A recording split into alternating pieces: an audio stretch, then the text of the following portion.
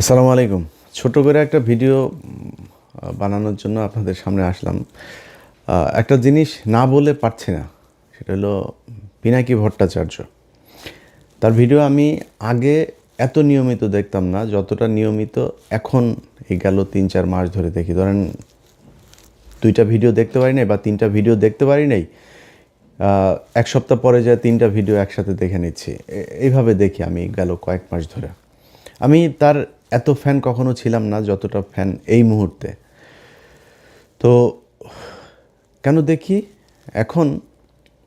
ধরেন আওয়ামী লীগ সরকার ক্ষমতায় ছিল, তখন হিন্দুরা যখন ব্যাপক সুযোগ সুবিধা নিত, পিনাকি ভট্টাচার্য দেশ ছাড়ল। তারপরে ফ্রান্সে আসার পরে ধারাবাহিকভাবে এই পুরো আওয়ামী লীগের সময়টা সে আওয়ামী লীগের বিরুদ্ধে কথা বলেছে, ভারতের বিরুদ্ধে কথা বলেছে, ভারতের পণ্য বয়কটের পক্ষে কাজ করেছে। এরপরে ক্ষমতা থেকে গেল, যাওয়ার পরে ইউনূস আসলো।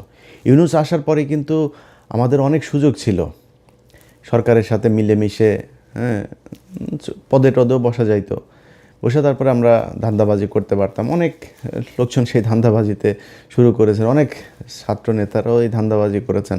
আজকে যারা এই যে মার খেলেন, এই ব্যক্তিরা কয়দিন আগে এনারা হাদি যখন মারা গেল তার পর বলেছিলাম যে বিপ্লবের যেটুক বাকি আছে হাদির লাশ কবরে যাওয়ার আগে সেটা করতে হবে। ওনারা তখন প্রথম আলো ডেইলি স্টারের অফিসে যায় সুশীল সাজলেন। এই যে জাবেরকে গুলি করা হয়েছে, তিনি ওই হাদির জানাজার সময় বক্তব্য দিয়েছেন, এটাকে কেন্দ্র করে যেন কোনো ধরনের মব সৃষ্টি করার না করা হয়, মব বানানোর চেষ্টা করেছেন এইটারে। ভাই, বাংলাদেশে এই ইন্ডিয়ার আপনার শাখা অফিস হলো গিয়া প্রথম আলো ডেইলি স্টার। এই প্রথম আলো ডেইলি স্টারের বিরুদ্ধে কাজ করা মানে মব সৃষ্টি করা না। ৩২ নম্বরে বসে বাকশাল তৈরি করা হয়েছে, ৩২ নম্বরে বসে পরিকল্পনা করা হয়েছে মানুষকে না খাইয়ে মারার। দুর্ভিক্ষে ২৭ লাখ মানুষকে হত্যা করা হয়েছে, ১৫,০০০ জাসদের নেতাকর্মীকে হত্যা করা হয়েছে এই ৩২ নম্বরে বসে পরিকল্পনায়। সো এটা হচ্ছে একটা অভিশপ্ত বাড়ি। এই বাড়িটার জন্য অনেকেই দেখায়, মায়া মমতা দেখায়, তারপরে আপনার মব সৃষ্টিকারী বানানোর চেষ্টা করেছেন। তারা আজকে রাস্তায় নেমেছেন। ভাই, আপনি ১.৫ মাস পরে কি মনে করে রাস্তায় নামলেন? আমার তো মনে হয় যে এই এখন নতুন করে যে নেমে এসছেন, কোনো না কোনো জায়গা থেকে ফান্ড দেওয়া হয়েছে। নির্বাচনের ৩ দিন আগে আপনি কিসের বিচার চাইতে আসছেন এখন? ৭ দিন নাই এই সরকার ক্ষমতায়, তাদের কাছে আপনি বিচারের জন্য এখন এসে নামলেন। এটার পিছনে একটা উদ্দেশ্য আছে। আমি সরকারের কাছ থেকে, পুলিশের কাছ থেকে যেটা শুনেছি, আওয়ামী লীগের লোকজন তাদেরকে টাকা পয়সা দিয়েছে এখানে কিছু নেতাকে দিয়া, তারপর তাদেরকে বসাইছে এখানে গ্যাঞ্জাম করার জন্য। তো এখন আপনি কিসের বিচার? হঠাৎ করে আইসা বিচার চাচ্ছেন? হাদির বিচার এই দেশে হবে না, হাদির খুনিও হবে না। আমি জানি না, যদি নাকি সামনে নির্বাচনী সরকারের পরের সরকার কে আসে সেটার উপরে একটা ক্ষীণ আশা আছে। এই মুহূর্তে আর এটারে নিয়ে কোনো কথাবার্তা বলে লাভ নেই। তো তারা করেছেন, বিশাল আকারের সুশীল সাজার চেষ্টা করেছেন। প্রথম আলো ডেইলি স্টারের সামনে গিয়া সাদা পাঞ্জাবি পরে তারপরে ভাষণ দিয়েছেন। তো এগুলো তারা করেছেন। তারা হাড়ে হাড়ে টের পাবে প্রথম আলো ডেইলি স্টার কী জিনিস, উদীচী কী জিনিস, ছায়ানট কী জিনিস, প্রশিকা কী জিনিস। ওই উত্তরাতে একটা স্কুল আছে ডিপিএস, এই ডিপিএস এই টাইপের কিছু স্কুল, ইন্দিরা কালচারাল সেন্টার, এরকম কিছু জিনিস আছে উত্তরার। এই ডিপিএস দিল্লি আপনার পাবলিক স্কুল, এই স্কুলের ভেতরে যাদের সন্তানরা পড়ে, কোনো মুসলমান এই স্কুলে পড়তে দিয়েন না। এটা পুরো একটা রয়ের আড্ডাখানা। সেখানে ওইখানকার যেসব শিক্ষকরা আছে, এই শিক্ষকদের অনেকের বাড়িতে আপনার করা হয়, কি বলে, বৈঠক হয়। সেনাবাহিনীর লোকজন, ভারতীয় হাই কমিশনার, তারা গিয়ে তারপরে বৈঠক করেন। তো এগুলো হচ্ছে এখন এই টাইপের এই প্রতিষ্ঠানগুলোকে বাংলাদেশে রাখা যাবে না। এগুলোকে রেখে বাংলাদেশের স্বাধীনতা, সার্বভৌমত্ব আপনি টিকায় রাখবেন, এটা খুব কষ্টকর হবে। যেই কারণে এগুলোর বিরুদ্ধে ব্যবস্থা নিতে হবে। আমরা ১.৫ বছর অপেক্ষা করেছি। প্রথম আলোর এই টিপু সুলতান, মতিয়ার, এই সন্তোষ শর্মা কালবেলার, তারপরে প্রথম আলোতে আরও আছে মহিউদ্দিন, তারপর ওই যে গিয়েছে, এখন এফপিতে গিয়েছে আপনার সাবিহা, এই যে আপনার শফিক, আপনার তত্ত্বাবধায়ক সরকারের যেই শফিক, এরা সব সিন্ডিকেট। এরা এই আপনার বানানোর, ইদানিং আবার বিবিসি বাংলা তাদের সাথে যুক্ত হয়েছে। এই সিন্ডিকেট মিলে বাংলাদেশকে জঙ্গি রাষ্ট্র বানানোর জন্য আপনার আবার নতুন করে পায়তারা করছে। তো তাদেরকে আপনার বন্ধ করতে হবে, তো আপনি করেন নাই, না করে তারপরে রাষ্ট্র পরিচালনা করবেন, সুন্দর করে আপনার চালাবেন, এটা মনে করার কোনো কারণ নাই। যাই হোক, এখন ধরেন আমি আর পিনাকি দাদা, আমরা দুজন এই সরকারের শুরু থেকেই এখন পর্যন্ত আমরা একটা জায়গায় স্থির থেকেছি যে আওয়ামী লীগের ব্যাপারে জিরো টলারেন্স দেখাইতে হবে। এইখানে কোনো নমনীয়তা চলবে না। চুরি করেন, বাটপারি করেন, যা করেন ইচ্ছা করেন। ও মা, হত্যা মামলার আসামিরা উপদেষ্টাদের সাথে যায় বৈঠক করে। তো আমি আমার এই জার্নিতে আমি পিনাকি দাদাকে সব সময় পাশে পেয়েছি। তিনি এই মুহূর্তে আমি মানে খুবই হতাশা নিয়ে আপনার মানে চুপচাপ বসে আছি।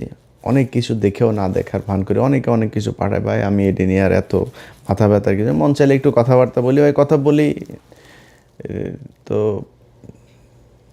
এগুলির বাইরে নতুন করে আর খুব বেশি কিছুতে যাইতে চাইতেছি না।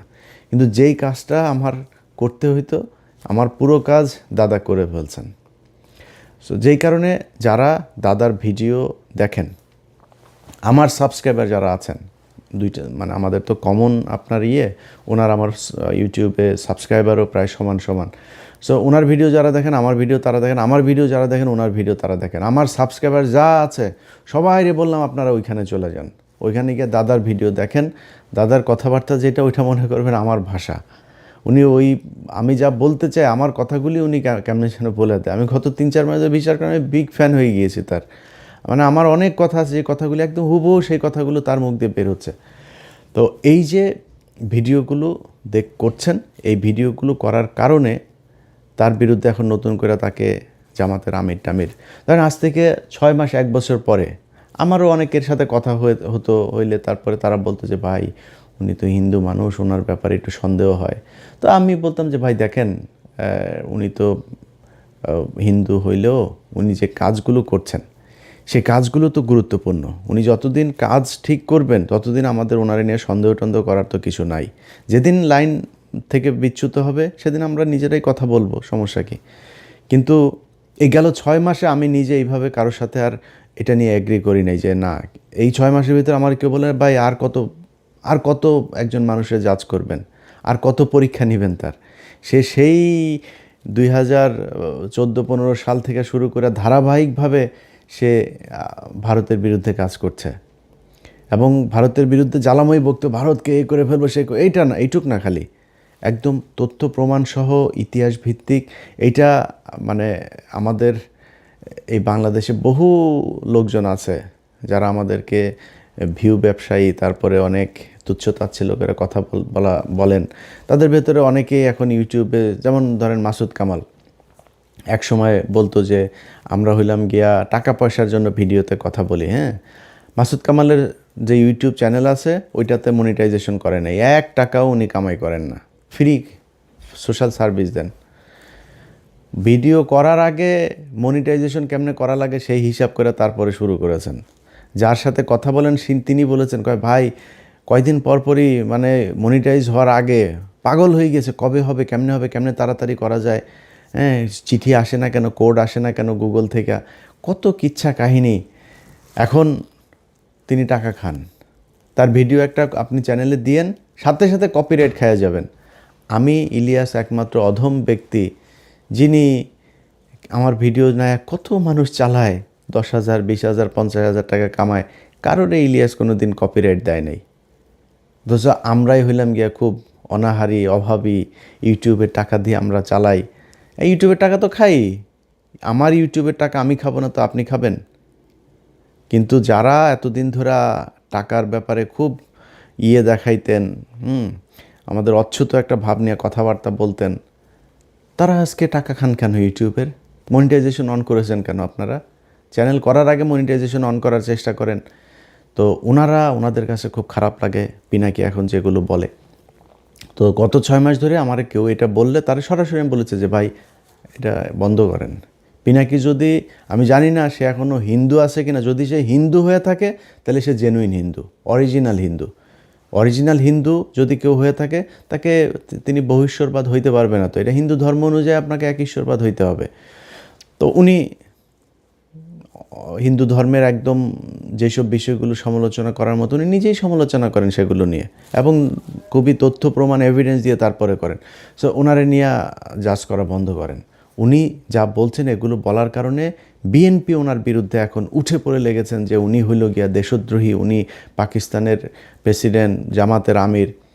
একই কথা আমারও বলে। আমি যদিও একটু যে বললাম না, আমি কিছুটা সুবিধাজনক জায়গায় আছে, আর ভাল লাগে না এই দেশের বিরুদ্ধে কথা বলতে, যে অনেক প্রভাবশালী সেনা প্রধান থেকে শুরু করে অনেক প্রভাবশালী মানুষের বিরুদ্ধে কথা বলেছে, ব্যক্তিগত শত্রু হয়েছে। লাভটা হয়েছে কি? 5 তারিখের পরে এই দেশ ঠিক হয় নাই। এই দেশ জীবনে কোনো দিন ঠিক হবে, মানে নিকট ভবিষ্যতে ঠিক হবে, এটা আমার মনে হয় না। যদি জামাত ক্ষমতায় আসে, একটা ক্ষীণ আলো মানুষের মাঝে আছে। যদি না আসে, সেই ক্ষেত্রে ভবিষ্যৎ অন্ধকার। তো এখন বিএনপির লোকজন সব ওনার বিরুদ্ধে লেগেছেন যে পিনাকি হইল গিয়া দেশদ্রোহী, পিনাকি তাদের বিরুদ্ধে জামাত ইসলামের টাকা পয়সা খেয়েটে। ভাই, পিনাকি কার কাছ থেকে টাকা খেয়েছেন ওই হিসাব আপনার নেওয়ার দরকার নাই। পিনাকি যেটা বলে সেটার কাউন্টার ন্যারেটিভ আপনার কাছে আছে। আপনার পক্ষে কাজ করে বিরিয়ানির দোকান থেকে টাকা খাওয়া মাল, তারপরে নানান ধরনের ডিজিএফআইয়ের ভাতাপ্রাপ্ত লোকজন, তারপরে আছে এরকম সব ধান্দাবাজগুলো একসাথে যা মিলেছে। এখন এইসব ধান্দাবাজ আপনি 2-4 কোটিও যদি নিয়ে পাশে ভিড়ান, তো এটারে দিয়া কি পিনাকি ইলিয়াসের কাউন্টার দেওয়া যাবে? গেল না কেন? আপনার পক্ষে কথা বলে না কেন? সেটা চিন্তা করেন। পিনাকি ইলিয়াস আপনার দলে থাকলে যারা বিরিয়ানির দোকানে টাকা খায় তাদের চাইতে উপরে থাকতে পারতো না? তো পিনাকি ইলিয়াস যায় নাই কেন আপনার দলে? সেটা চিন্তা করেন। আপনার কাছে টাকা চেয়েছিল, তো ফাঁস করে দেন। যদি টাকা চেয়ে থাকি, পিনাকিদা যদি টাকা চেয়ে থাকে, দেন দরবার করে থাকে, ফাঁস করে দেন, কোনো সমস্যা নেই। তারা টাকার জন্য চাইতেন, তারা কিছু জিনিস চেয়েছিল এই বিএনপির কাছ থেকে, বিএনপি সেটা করে নাই। সে বিএনপির কি, যে আওয়ামী লীগের লোকজনকে আপনারা আনতে পারবেন না।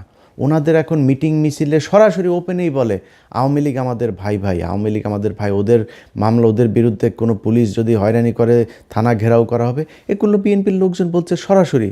এগুলো আমাদের গালে জুতা মারার মতো অবস্থা, যেই কারণে তাদের পক্ষে দাঁড়াইতে পারি নাই আমরা, যে কারণে পিনাকিদা আজকে কথা বলে। এখন পিনাকিদা যেই কথাগুলো বলে, ওটার আপনার কাছে কোনো জবাব আছে? ও আপনি ফ্যামিলি কার্ড দিবেন, সেই ফ্যামিলি কার্ড দেওয়ার জন্য মানুষের কাছ থেকে কিছু জায়গায় টাকা নেওয়া হচ্ছে, কিছু জায়গায় বলা হচ্ছে এটা এটিএম মেশিনে ঢুকাইলে নাকি টাকা কচকচ করে বের হয়ে আসবে, কিছু জায়গায় বলে পান বিড়ি চা নাস্তা যা আছে সব ফ্রি দিবে, কেউ বলে চাল ফ্রি দিবে, কেউ বলে 200 টাকার বাজার করলে 100 টাকা ফ্রি। আরে ভাই, এই কী অবস্থা? ট্রিটমেন্ট করতে গেলেও বলে সেখানে এই কার্ড ঢুকায় তারপরে ট্রিটমেন্ট ফ্রি করা যাবে। মানুষের কাছ থেকে বলে টাকা হাওলা তো করা যাবে ব্যাংক থেকে এই টাকা দিয়া। এই হয়েছে অবস্থা। ক্ষমতায় যাওয়ার আগেই একটা কার্ড নিয়ে আপনারা দুর্নীতি শুরু করেছেন, মিথ্যাচার শুরু করেছেন। ক্ষমতায় যাওয়ার পরে আপনারা কি করবেন আমরা সেটা চিন্তা করেন। এখন জামাত ইসলামের সাথে লাগতে যান, জামাত ইসলামের ক্ষমতায় যাওয়ার নাই, জামাত ইসলামের ক্ষমতায় যাওয়ার নাই, এটা সত্যি কথা, অভিজ্ঞতা নাই। আপনাদের মতো ব্যাংকের টাকা লুটপাট করার অভিজ্ঞতাও নাই, এটাও সত্যি কথা। আপনাদের মতো বিদ্যুৎ না দেওয়া তারপরে আপনারা কিমি বিক্রি করেছেন, এগুলো সত্যি কথা। আর অনেক কিছু আছে যেগুলো আপনারা করছেন। তো এই যে কাজগুলো করেছেন, এটা তো জামাতের নাই। জামাত ইসলামের অভিজ্ঞতা আছে কিসের? জামাত ইসলাম তাদের সংগঠন, তাদের নিজস্ব প্রযুক্তি, নিজস্ব চিন্তা ভাবনা, নিজস্ব পলিসি দিয়ে সাউথ এশিয়ার ভেতরে শীর্ষস্থানে নিয়ে গিয়েছিল তাদের ইসলামী ব্যাংকে। তাদের প্রতিষ্ঠানে যান, কোনো গ্যাঞ্জাম আছে? তাদের প্রতিষ্ঠানে যান, কোনো লস আছে? তাদের প্রতিষ্ঠানে কোনো বিশৃঙ্খলা আছে? নাই। সবগুলো প্রতিষ্ঠান সুন্দরভাবে চলছে। তারা এই প্রতিষ্ঠানগুলো যদি সুন্দরভাবে চালাইতে পারে, তাহলে রাষ্ট্রটাকেও সুন্দরভাবে চালাইতে পারবে। তাদের ব্যাংক যদি এত সুন্দর হয়, আর সরকারি ব্যাংকগুলো প্রতি মুনাফা তারা টানাপোড়ানের ভেতরে আছে, সব সময় প্রতি বছরই বাংলাদেশ ব্যাংকের তাদেরকে আপনার দিতে হয়, পুঁজি দিতে হয়, না দিলে ব্যাংক বন্ধ হয়ে যাওয়ার মতো অবস্থা। আর ইসলামী ব্যাংক হু হু হু হু করে উঠেছে। এই গেল 15 বছরে হাসিনা যখন এই ব্যাংকে নিয়েছে, তখন আবার এটা লুটপাট শুরু হয়েছে, এটা নিচের দিকে অধঃপতন শুরু হয়েছে। আবার জামাত ইসলাম নিয়েছে, এখন আবার উপরের দিকে যাচ্ছে।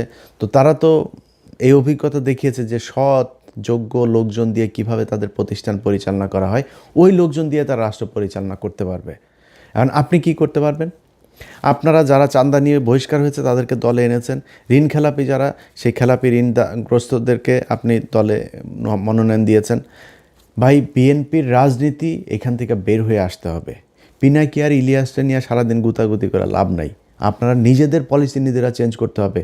যেই লোকজনকে দিয়ে আপনি টাকা পয়সা নিয়ে 5 কোটি টাকা নিয়ে আপনি মনোনয়ন দিয়েছেন, সে 50 কোটি টাকা ইনকাম করবে, এটাই স্বাভাবিক। একদম মানে জাস্ট একটু সুবিধাজনক জায়গায় থাকার জন্য বললাম। 0.1% সৎ, একদম 99.9% একদম সব অসৎ। এই বিএনপিতে সব অসৎ।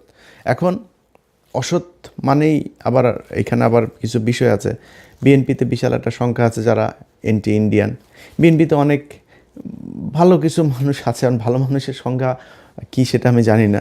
কিন্তু এই সরকারি টাকা পয়সা টেন্ডার নিয়ে তারপরে আমার এই কথাটা শুনে যাদের খারাপ লাগলো, আমার অনেকে বিএনপির এমপি ক্যান্ডিডেট অনেকের সাথে ভালো সম্পর্ক আছে, তো ওনাদের অনেকে কষ্ট পাইতে পারেন। ভাই, আমার এই ভিডিওটা পজ দিয়া চোখটা বন্ধ করে একটু চিন্তা করেন তো, যে আপনি আগে এমপি ছিলেন বা এবার এমপি হবেন, হওয়ার পরে এই যে টেন্ডার নিয়ে সরকারি টাকা 200 কোটি টাকার একটা প্রজেক্ট থেকে 30 কোটি টাকা আপনি খাবেন না?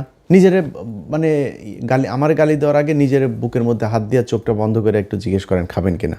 তা এটার মানেই তো অসৎ, এটাই বুঝাইতে চেয়েছি। 99.9% তাদের এটা ব্যবসা হিসাবে নিয়েছে, যে এটা সিস্টেমটা এরকম। এই সিস্টেমে বাংলাদেশের রাজনীতি চালানো যাবে না, কারণ এমন একটা দল আপনাদের ঘাড়ের উপরে নিঃশ্বাস ফেলছে, যারা 1 টাকার দুর্নীতি করে না, যারা কারোর বাড়িঘর দখল করে না, যারা ঘুষ খায় না, সুদ খায় না, যারা আরেকজনের মেয়েকে দেখে ইফটিজিং করে না, যারা ওই আপনার বাড়ি করতে গেলে রড সিমেন্ট ইট দেওয়ার জন্য আপনার বাড়িতে যায় হামলা চালায় না, আপনার দোকানে গিয়ে চাঁদাবাজি করে না, সেই দলটার সাথে আপনাকে কম্পিটিশনে থাকতে হইলে আপনাকে ওইরকম কোনো একটা কিছু নিয়ে আসতে হবে। আগের পলিসি দিয়ে রাজনীতি করতে গেলে আওয়ামী লীগের সাথে নিয়ে না, আওয়ামী লীগের সাথে আরও কোনো দল যদি সাথে নেন সেগুলো নিয়েও লাভ নেই, কারণ সাধারণ মানুষ বুঝতে শিখেছে। ঘরের মধ্যে বসে একটা নারী ফোনের মধ্যে দেখছে যে একটা মেয়ে ভোট চাইতে গিয়েছে, তার পেটের মধ্যে লাথি মারা হয়েছে। আপনারা ভোট দিবে সেই ব্যক্তি? আপনি জোর করে মানুষের কাছ থেকে আপনার সামনে ধানের শীষের মিছিলে যাবে, সেই ব্যক্তি ভোটের দিন দাঁড়িপাল্লায় ভোট দিবে? আপনি জিতে যাবেন? এত স্বপ্ন দেখা উচিত না। যাই হোক, আমাদের নিয়ে সমালোচনা না করে আপনাদের উচিত হবে এই নিজেদের সংশোধন করা। নিজেদের সংশোধন করলে আমার মনে হয় আপনাদের দলের জন্য ভালো হবে। সবশেষ সবাইরে আবারও বলি, পিনাকিদার ভিডিওগুলো, প্রতিটা ভিডিও যারা দেখেন নাই তারা গত 2 মাস ধরে কী ভিডিও করেছে পিছনে যায় ওনার চ্যানেলে গিয়ে তারপরে সাবস্ক্রাইব করে আসবেন, সাবস্ক্রাইব করবেন। যাদের মনে হয় যে যারা দেশের জন্য কাজ করে তাদের চ্যানেলে সাবস্ক্রাইব করবেন, তাদের পেজে ফলো দিয়ে রাখবেন। আশপাশের লোকজনকে নিয়ে ফোন দিয়া তারপরে দাদার চ্যানেলে বলবেন যে এই ফোনটা দেন, ওর চ্যানেলে ইউটিউবে ঢুইকা দাদার চ্যানেলটা খুঁজে বের করে সাবস্ক্রাইব করাই দিবেন। প্রথম আলোতে যদি 20 মিলিয়ন ইউটিউব চ্যানেলে সাবস্ক্রাইবার থাকে, ওইখান থেকে বের হবেন, বের হয়ে আসে দাদার চ্যানেলে ঢুকবেন। এটা দেখার দরকার আছে। মানে আমি আর আমার নিয়ে মার্কেটিং করলাম না, কারণ আমি এখন ভাই খুব অসহায়ের মতো আছি। আমার মানে ভাল লাগে না আর। এই গত 1.5 বছরে যা দেখলাম, কত মানুষকে ফেরেস্তার মতো মনে করতাম, শালা সব মালখোর। এই মালখোরদের দিয়ে আর বেশি বিপ্লব দেখাইতে ভাল লাগে না, এই জন্য একটু সুবিধাজনক অবস্থায় আছি। দাদা এখনও বিপ্লবের ঠিক জায়গায় আছে, এই জন্য দাদার এখানে যাইতে বললাম। ভিডিও দেখেন, দেখে ডিসিশন নেন ভোট কাকে দিবেন কাকে দিবেন না। সবাই ভালো থাকবেন। আল্লাহ হাফেজ।